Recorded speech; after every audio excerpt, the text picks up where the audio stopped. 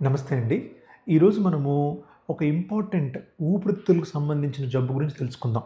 దాని పేరు interstitial lung disease ILD అని అంటామండి. చాలామందికి ఈ టర్మ్ గాని, ఈ వ్యాధి గాని కొత్తగా వింటూ ఉంటారు. లంగ్స్ గురించి అందరికీ ఏం తెలుసు? న్యూమోనియా, నెమ్ము రావటము, ఇన్ఫెక్షన్ రావటము లేదా క్యాన్సర్ ఉండటం. ఈ రెండే మనకి బాగా ఎక్కువ ఐడియా ఉంటుంది. కానీ ఇంటర్స్టీషియల్ లంగ్ డిసీజ్ అనేది నెమ్ము కాదు, క్యాన్సర్ కాదు. ఈ రెండిటికి మధ్యలో ఉన్న ఒక ఇన్‌ఫ్లమేటరీ డిసీజ్ అంటే ఒక రకమైన బర్నింగ్ జరుగుతూ ఉంటుంది మీకు లంగ్స్‌లో. దీన్ని ఇంటర్స్టీషియల్ లంగ్ డిసీజ్ అంటాం. ఇది ఎక్కడ ప్రాబ్లమ్ వస్తుంది ఎగ్జాక్ట్‌గా మీ ఊపిరితిత్తుల్లో అంటే, మీ విండ్ పైప్స్ దాటిన తర్వాత మీకు ఊపిరితిత్తులో మనకున్న తిత్తిది కూడా దాటిన తర్వాత ఎక్కడైతే గాలి మీకు ఊపిరితిత్తులో నుంచి బ్లడ్‌లోకి వెళ్తుందో ఆ ఏరియాలో ఉన్న టిష్యూనే ఇంటర్స్టీషియం అంటాం.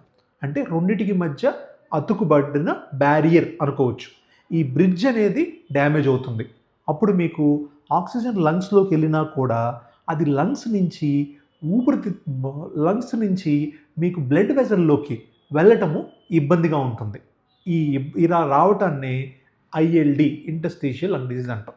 ఈ ఇంటర్స్టీషియల్ లంగ్ డిసీజ్ ఎందుకొస్తుంది అంటే, ఎక్కువగా ఫ్యాక్టరీస్ వర్క్ గానీ, పొల్యూషన్ గానీ ఎక్కువగా అబ్జర్వ్ చేసుకోవటము, దాంతోపాటు స్మోకింగ్ ఉండటము, అవి కాకుండా పీజియన్స్ పావురాల దగ్గర ఎక్కువగా ఉండటం గానీ, పక్షుల్ని ఇంట్లో పెంచుకోవటం గానీ చాలా చాలా డేంజరస్ అండి.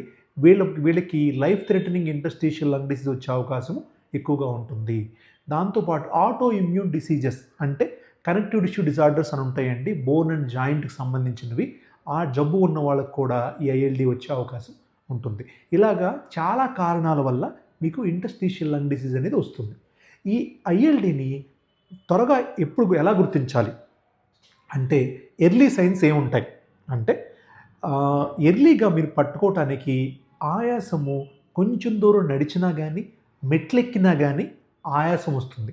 దాంతోపాటు డ్రై కాఫ్, చెమట లేకుండా దగ్గనేది నెలల తరబడి వస్తూ ఉంటుంది. దానికి కారణం తెలీదు. ఎక్స్‌రే అన్నీ నార్మల్‌గా ఉన్నాయి, బ్లడ్ టెస్ట్ నార్మల్‌గా ఉంది అని చెప్తారు. సో, ఈ 2 ఇబ్బందులతో పాటు ఈజీగా వీక్ అయిపోవటం, డల్ అయిపోవటము, లేదా joint pains, connective tissue problem రావటం. సో, ఇవి ఎర్లీ సైన్స్ ఐఎల్‌డిని మనం ముందే పసిగట్టాలి అంటే. దాంతోపాటు మనము ఈ ఐఎల్‌డిని ఎలా డయాగ్నోస్ చేయటం అంటే, ఈ ప్రాబ్లమ్ ఉన్నప్పుడు ఏ టెస్ట్ చేయాలి?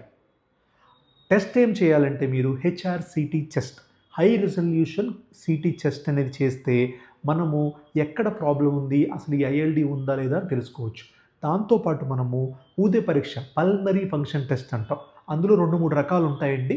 స్పైరోమెట్రీ అని, బాడీ బాక్స్ అని, డీఎల్‌సిఓ అని. ఈ 3 టెస్టులు గనుక చేయించుకుంటే మీకు క్లియర్ కట్‌గా ఎక్కడ ప్రాబ్లమ్ ఉంది, ఏంటి అనేది మనకి అర్థమవుతుంది. దాంతోపాటు మనము ట్రీట్మెంట్ ఆప్షన్స్ దీనికి ఏముంటాయి? ఈ ఐఎల్‌డి అనే దానికి పట్టుకున్న తర్వాత ట్రీట్మెంట్ ఆప్షన్స్ ఏముంటాయి? ఈ ట్రీట్మెంట్ అనేది దేని మీద డిపెండ్ అయ్యి ఉంటుందంటే, టైప్ ఆఫ్ ఐఎల్‌డి బట్టి డిపెండ్ అయి ఉంటుంది. అది మనకి ఎలా తెలుస్తుంది? సీటీ స్కాన్ వల్ల, కొంతమందిలో మనకి లంగ్స్ నుంచి ముక్క పరీక్ష కూడా చేయాల్సొస్తుంది. దాన్ని బయాప్సీ అంటాం. ఈ రెండిటి వలన ఏ టైప్ ఆఫ్ ఐఎల్‌డి తెలుస్తుంది. ఒక్కసారి టైప్ ఆఫ్ ఐఎల్‌డి తెలిసిన తర్వాత ట్రీట్మెంట్ అనేది మనము యాంటీ ఇన్‌ఫ్లమేటరీ థెరపీ ఇవ్వాలా? ఆర్ యాంటీ ఫైబ్రోటిక్స్ అంటే ఫైబ్రోసిస్‌ని ఆపే మెడిసిన్ ఇవ్వాలని డిసైడ్ అవుతాం. ఆ రెండిటి కాంబినేషన్‌లో మీకు ట్రీట్మెంట్ అనేది జరుగుతుంది. అది కాకుండా అన్ని ఐఎల్‌డీస్‌కి కూడా పల్మనరీ రీహాబిలిటేషన్ అంటే ఎక్సర్సైజ్ చేపించడం గానీ, లంగ్ ఎక్సర్సైజ్ చేపించడము, దాంతోపాటు vaccination and regular physical activity ఇవన్నీ కూడా కామన్‌గా ఉంటుంది. ఈ కామన్ ట్రీట్మెంట్ అనేది ఐఎల్‌డీస్ అన్నిటికి ఫాలో అవుతాం. దీన్ని బట్టి మనకి ఐఎల్‌డి అనేది ఎంత ఇంపార్టెంటు, ఎలా మనం డయాగ్నోస్ చేయాలి, ట్రీట్మెంట్ ఎలా చేసుకోవాలో తెలుసుకుందాం ఇప్పుడు. మనము ఈ ఐఎల్‌డిని గనక ట్రీట్మెంట్ చేయకపోతే ఏమవుతుంది అని తెలుసుకుందాం. కరెక్ట్ టైంలో ఐడెంటిఫై చేసి ఎర్లీ సైన్స్ అంటే ఎక్కువ రోజులు దగ్గొస్తుంది, ఎక్కువ రోజు వెంటనే ఆయాసం వస్తుంది. అలాంటి టైంలో గనక డయాగ్నోస్ చేయకపోతే ఇది స్లోగా ప్రోగ్రెస్ అయ్యి లంగ్ ఫైబ్రోసిస్ స్టేజ్‌లోకి వెళ్ళిపోతుంది. అప్పుడు మీరు ఆక్సిజన్ డిపెండెన్సీ అంటే ఆక్సిజన్ లేకుండా మనం బతకలేని పరిస్థితిలోకి వెళ్తాం. ఆ తర్వాత లంగ్ ట్రాన్స్‌ప్లాంట్ అంటే లంగ్స్‌ని కూడా రీప్లేస్ చేయాల్సిన సిట్యుయేషన్ వస్తుంది. సో, ఎర్లీగా ఐడెంటిఫై చేయటము ఈ ఇంటర్స్టీషియల్ లంగ్ డిసీజ్ అనేది చాలా చాలా ఇంపార్టెంట్ అండి. నేనైతే ఏం చెప్తానంటే పర్సనల్‌గా ఐఎల్‌డి ఎంత డేంజరస్ అంటే లంగ్ క్యాన్సర్ కన్నా ఇంకేదన్నా ఒకటి దానికి ఈక్వల్గా దానికన్నా ఎక్కువ డేంజర్ ఉంది, జబ్బు ఏదన్నా ఉంది అంటే నేనైతే దాన్ని ఇంటర్స్టీషియల్ లంగ్ డిసీజ్ ఐఎల్డి అనే చెప్తాను.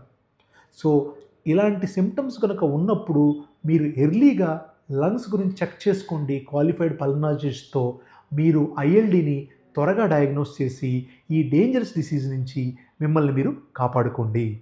నమస్తే అండి.